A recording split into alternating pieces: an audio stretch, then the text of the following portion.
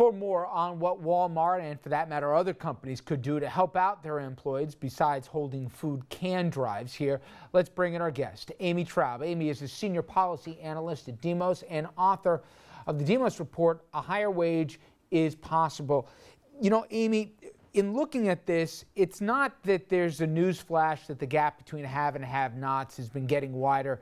That story has been well reported for a while. But it seems, at least if you go by the Canton story for Walmart, this is out in the open, that they would acknowledge and put signs up to say, hey, for those of you who work here who don't earn enough to basically have something to eat over the holidays, let's have a food drive for you. That in itself is really something else, isn't it? It really is something else, and it goes right along with what we've been hearing here at Demos from workers who you know, their plan for Thanksgiving is to go to a food bank, to go to make an appointment at a food pantry because they're just not earning enough to be able to really celebrate this holiday with their families. To that end, Amy, if people think that this is some isolated issue in Canton, can you give more of a frame of reference? And there's other examples too. McDonald's are doing something equivalent to this. How many people with jobs, are right at or even below the poverty line?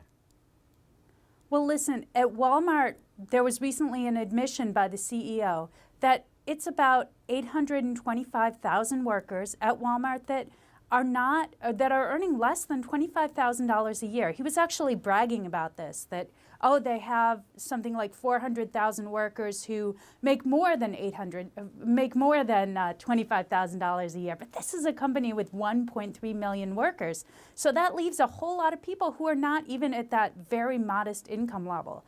Then you look at a lot of other low-wage industries, which really are the core industries, the industries that are hiring and growing in our economy. And they are things like fast food, retail, home health care, home care aides, positions that really do not pay well. In the math here, even if you take them at face value, let's use Walmart. They say, hey, these folks are making $12.50 an hour. A lot of research says it's really closer to 8, and those are even for the people who work a full 40-hour work week with what comes attached to it. But even if you use that math, that they're working full-time and they're making $12, we're talking, you know, 22 grand if they're lucky that they're making. And how are you supposed to support a whole family on that, as many of these cases are, especially when you get away from the coasts? Yeah, well, listen, people are not able to support their families on the wages Walmart is paying. And the $12 an hour, I don't think that's accurate for the average worker to begin with, because the company, first of all, it's an average. It averages, you take the CEO of Walmart and me, and on our average wage, I could get a much bigger apartment, let's put it that way. And they don't count all of the part-time workers and the temporary workers at Walmart who are really carrying the company. But beyond that, look, people are not supporting their families on these wages. The taxpayers really end up subsidizing Walmart's business model to a tremendous degree, paying for nutrition assistance, heating assistance, food stamps, Medicaid, because the company has decided it's going to pay its workers too little to get by. This all brings us to the idea of a more livable minimum wage. And we've had this debate in this program many times, and people say, you know, wait a second, we've just been raising these minimum wages. But for people to realize, in a lot of places, the minimum wage is about $7.25 an hour. That works out to 15 grand a year. Talk about what can in reality be affordable, because every time I bring up this subject, I hear from people saying, well, if you do that, then you see doors closing at companies. They're going to go somewhere else. They just can't afford paying anything more than that $8, $10 an hour. You might as well, you know, shutter the company. Well, one encouraging sign is that cities and states across the country have been raising their minimum wage lately, and far above $7.25, and that's a good thing, because what economists find, and really doing studies looking at what's happened when localities, when states have raised the minimum wage, is that this is something that actually can create jobs, because it puts money in the pockets of people who will go out and spend it and recirculate that money into the economy. Look, when the Walmart family, the Waltons, who own more than half of the company and benefit from its profits and inherited that stock and that money, when they get an extra dollar in their pocket, this is a family that has $144 billion. They're some of the richest people on the planet, frankly. They are not going out and spending that money and using it to buy things at a local business and supporting the economy and new jobs. But when one of these Walmart employees or a low-wage employee in another industry has an extra dollar, they're going to go out and buy groceries, probably at Walmart itself. And that would help the company's sales, and it does help to create new jobs. We've been talking about this for a while, but it just at least strikes me, and I know you follow this closer than I have, that more than trying to cover it up, there's an admission about this, and not with any hint of shame from these companies. They actually give tips to the employees on how to spend their money more wisely, as if somebody that you're paying them between 15 and 20 grand a year, that's their biggest problem, is that they're not, spending it as wisely as possible. And don't go get a big Christmas gift this time of year because you're not going to have enough left over. From a tonal standpoint, we have seen a change, haven't we, Amy?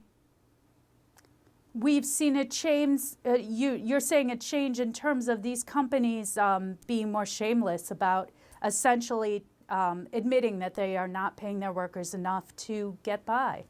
Exactly. Yeah, it's hard to believe.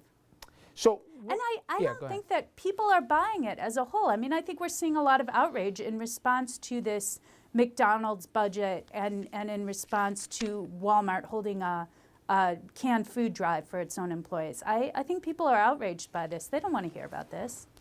To this end, Amy, for people said, well, it's always been this way. That's not entirely true, is it? If you worked in an assembly line, if you had a blue-collar job in this country, you weren't always bottom barrel here and basically told, be grateful that you even have a job. I'm not trying to be Pollyannish because we've had some tough times for labor in this country in our nation's young history, but it's worse than it's been in a while, and it seems to be getting tougher and tougher. Well, you look at the history of American labor, and assembly line jobs and factory jobs were not good jobs either at the turn of the century. And then workers started to organize themselves. They created the United Auto Workers Union. They created some of these other unions and made those into good middle-class jobs. And I think we're starting to see this more and more in the service sector and in the retail economy. I mean, workers who work at Walmart are organizing and will be actually going on strike this year.